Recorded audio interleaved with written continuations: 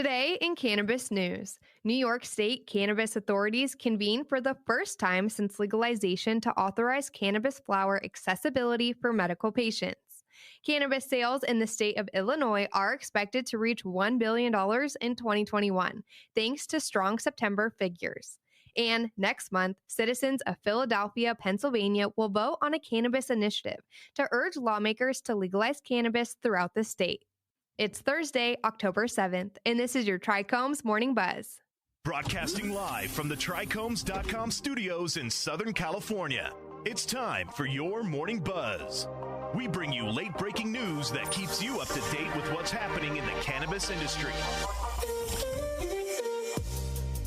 First up, New York State's Cannabis Control Board convened its inaugural session this week, and authorities stated that key improvements to the state's current medical cannabis system that were tied to the adult use legalization bill adopted previously this year will go into effect promptly. For instance, retailers will be able to offer cannabis flower products to eligible patients. However, for the moment, household growing for patients is forbidden because regulators failed to fulfill a deadline to draft laws for it. Additionally, the $50 registering costs for patients and healthcare providers will be eliminated indefinitely. Former Governor Andrew Cuomo's office disagreed with legislators who supported the legalization measure and argued that the modifications to the statute could be self-implementing and did not need regulators to be convened for them to be adopted. Next up, Illinois cannabis businesses have sold roughly $1 billion of legalized adult use cannabis goods statewide thus far in 2021, thanks to an over $1 million tally in September. Recreational cannabis retail in Illinois have crossed $100 million for the seventh month straight. Medical cannabis purchases are recorded separately by another body and are not included in the latest numbers. The readings from last month were just marginally under those for August. It's also down from July's high of $128 million, which analysts ascribe in part to a bump from the Lollapalooza festival.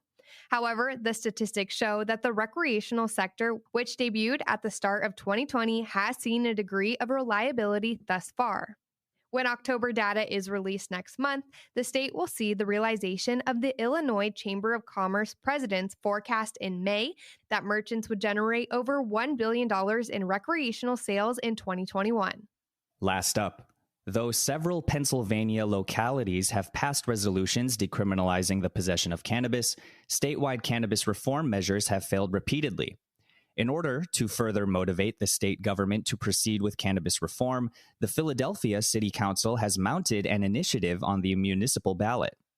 The petition to place cannabis reform on the ballot was proposed by Council member Derek Green, and it was overwhelmingly adopted by the council and in June was approved by the mayor.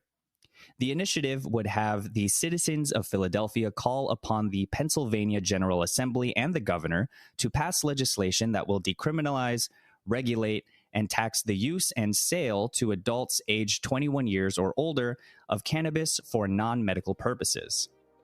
While approval by Pennsylvania's most major cities voting public would not itself result in modifications to state statute, it would implore lawmakers to respond. That was today's Buzz. Thanks for listening. For more cannabis news and insights from industry professionals and a place to discuss these stories and others, visit trichomes.com.